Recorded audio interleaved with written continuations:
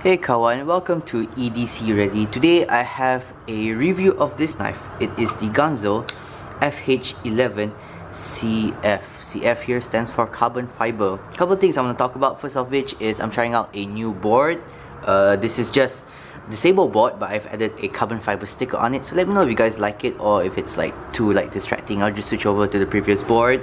And without further ado, let's just quickly take some measurements right here. Now before I take the measurements, I just want to direct you to the description box down below, because from there you can figure out that I have a Patreon account, and in that Patreon account you can check it out. I have a sale of my knives on there. I'm selling my Spyderco Dragonfly, I'm selling my QSP Deva, and my Reich FH11-CF. So you can find all the discounts and all the sales there. So without further ado, let's go through this blade right here. We have a blade length of about 3.45 inches. Okay, we have a blade thickness of 0.13 inches or 3.3 millimeters, I think. We have a height here of 1.02. Hold on. We have an overall width, handle width of right around 1 inch right here. I think at the widest it is 1.01 inches or 1.02 inches, right around there. And then we also have a blade thickness, a handle thickness of exactly half an inch.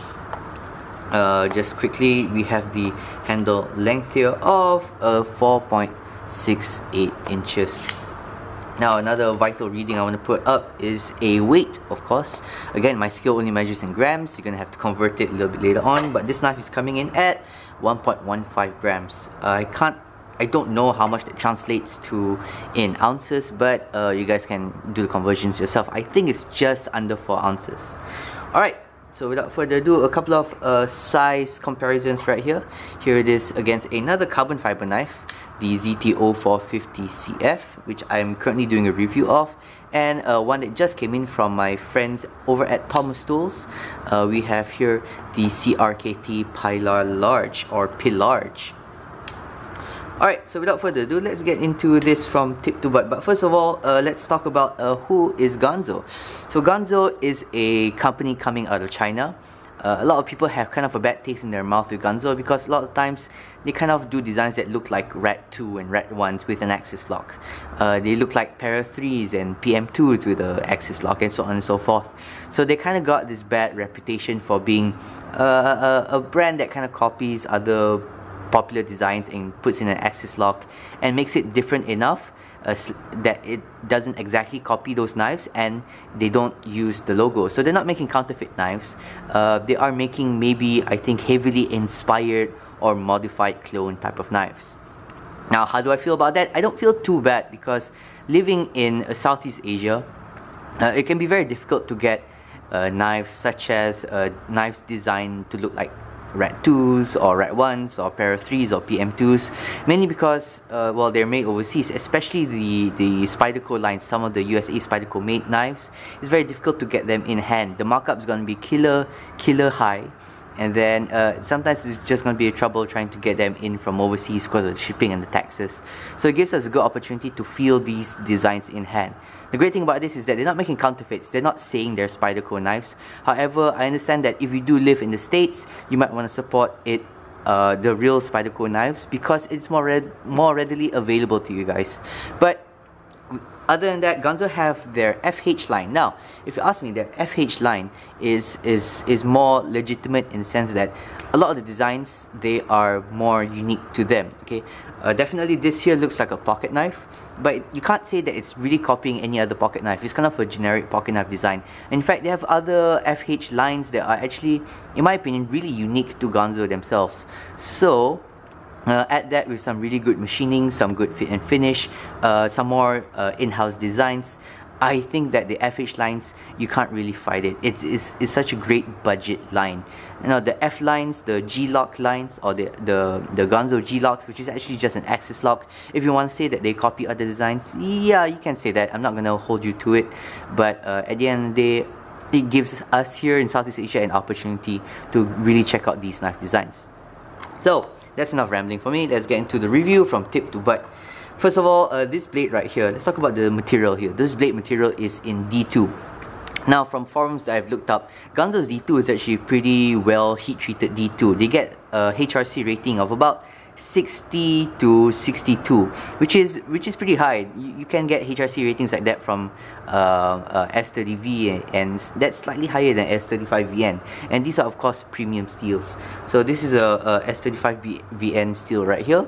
Runs at about 60 or 61. This guy runs at about 60 to 61 to 62. And then we also have things like your 8CR13 MOV, which is like 57, 59.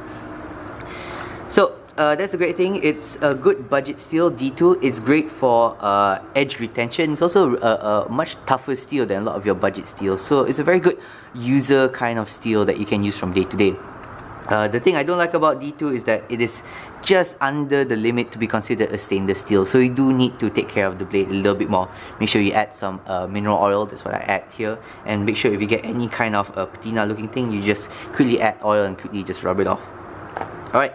Let's talk about the blade shape. We have here a slightly right around 3.5 inches. It is a high flat grind with a nice swedge up top here. You have a lot of flat here, which is really great if you want to do any kind of cutting task. And then you also have a nice amount of belly here. It's not super deep, but it's good enough that you can do a lot of these rocking slices. And then you also have a nice strong tip right here, as you can see here, because of the swedge up here, which is a very attractive swedge. But then the swedge ends right around here, so you get this nice durable tip right here. That's actually really good for penetrating. So not only is it sharp, but it's also really durable. I've used this to penetrate a lot of packaging and all that. As you can see here, there's some cellophane tape marks here from cutting up some shipping boxes. So this is overall, it's a good steel, it's a good budget steel, and it's a really good blade shape. This is a fantastic overall blade shape. It is one of those blade shapes that is like a master of none, but a jack of all trades. Alright, you got nice long flat here, nice good amount of belly, nice strong tip. It's a nice high flat grind. Couple that with the fact that it's not a particularly thick steel to begin, thick blade to begin with. It's actually pretty darn good. Next up, moving back a little bit, the jimping here. So the jimping here is kind of like a shark skin, where it is smoother in one direction and rougher in one direction, which is really good. You have this in hand, you can really hold it in. It's actually good reusable jimping. However, the jimping is a little bit sharp in my opinion. I don't know if you can see it here, but the peaks of the jimp is actually not perfectly straight. It's actually bent away like that a little bit, and that's great because it gives a lot of traction. However, it's a little sharp on the fingers if you're not used to it. But the sharpness on the jimping is fine. However, these corners are a little bit sharp. So if we take a knife with another jimping, like the ZT here. Now this is an unfair comparison. This is a sub $30 knife, and then this is a $180 knife. You get some nice good jimping here. It has all the same traction. However, the edges here are rounded off, which makes it a little chamfered and rounded off, which makes it very nice in the hand. In this case, no, you don't get that. But again, this is at the end of the day like a sub $30 knife. I'm not sure how much it costs. I think it costs around 25 to 27 USD. It kind of looks like that from where you look at it. In Malaysia, it's around 150 ringgit. So you can't complain too much about it. The good thing about that is that these corners here are actually not sharp at all. These corners here are kind of rounded off a little bit, so it's not sharp up here. It's just really up here. Alright, moving back, let's move to the flipper tab. Flipper tab has kind of the same characteristics as the jimping up here. It has jimping over here. It is sharp in one direction and smoother in another direction, and then the corners are not rounded off either. Sorry, the corners are just a little bit more rounded off, a little bit more chamfered, but the jimping itself is just a little bit sharper than in one direction than the other direction. So if you're not used to it, especially this one top jimp right here, if the camera can focus, this one top jimp right here, this particular one here, this one's particularly sharp. Alright, so and it just cuts off here, so it can be a little bit uncomfortable to use in the hand, especially if you have a little bit more of a sensitive hands. So just a little bit of a heads up. But at the end of the day, it's a nice, not very high, not very sharp flipper tab. It is higher than this, but it's not rounded off like this flipper tab is. Again, this is a $180 knife. This is a $25, $27 knife. Alright, now moving back, let's move into the handle. First things first, I have a complaint about this handle. I do like the look of this carbon fiber. It looks nice. It does play with the light. quite well. However, because of its gloss finish, you lose that kind of nice texture that you can get with carbon fiber.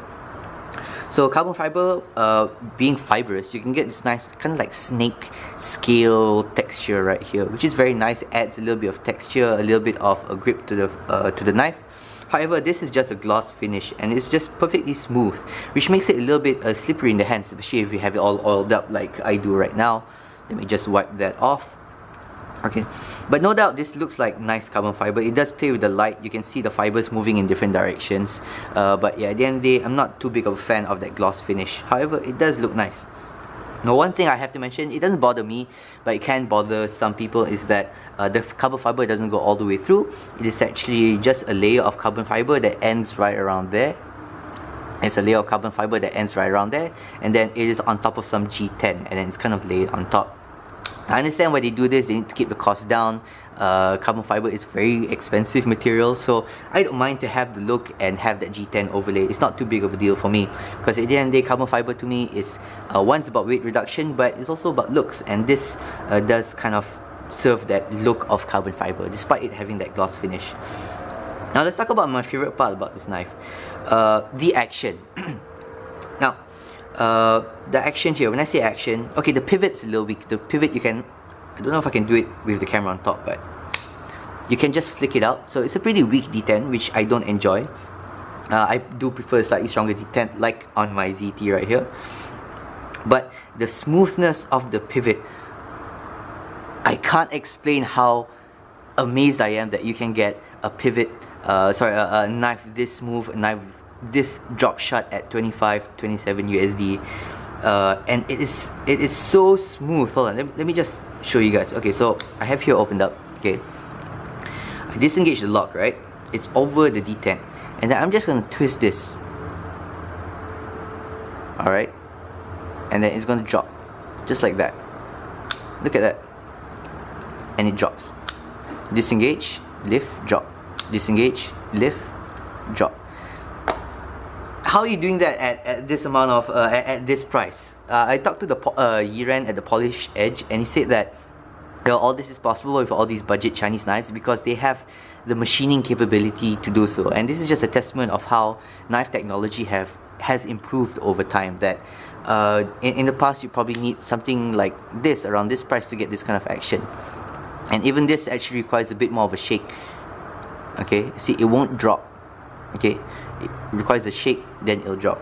This guy on the other hand, sometimes I don't even need to shake it, sometimes I just need to turn it and then it'll drop, which to me is the most amazing and impressive thing about this knife. It is so freaking smooth, and it came like this out of the box. And after I've cleaned it up, you can check out the disassembly video. After I cleaned it up, added some oil, it becomes even more fall shuddy, and this will wear in over time and it becomes even smoother, which I find amazing. Couple of things that causes that: it has a ball bearing detents right here, and then I guess because it has that weaker detent, there's less pressure of the lock bar pressing against the blade, so as a result it has even less pressure. And yeah, I just think that's really, really amazing. The lock bar itself right here, as you can see, it is this has a little bit of cutout, like a lock bar relief for your fingers to go in. So you can jam it in and press it there, and then you can go in. So that's really good. I do like my lock bars to have a little bit of jimping right around here. For example, like in the CRKT Pilar, it has some jimping in here where you can just, it does a few things. Number one, it adds a little bit more grip. Number two, it adds a little bit more space for your finger to come in so that you can close it. But this is done pretty well. I would have preferred for this to be a little bit more recessed in so that I can get better access, or from what I can see in other knives, the G10 right here, they can actually like sculpt in a little bit, so you have even more relief, such as on this. Okay, as you can see here, there is a little bit of sculpting inwards here, so there's a little bit more gap here for your fingers to go in. So I would prefer that, but this works fine. It works as it should, you know. Now, a couple of problems I have with the scales is that the inside edges here are really sharp.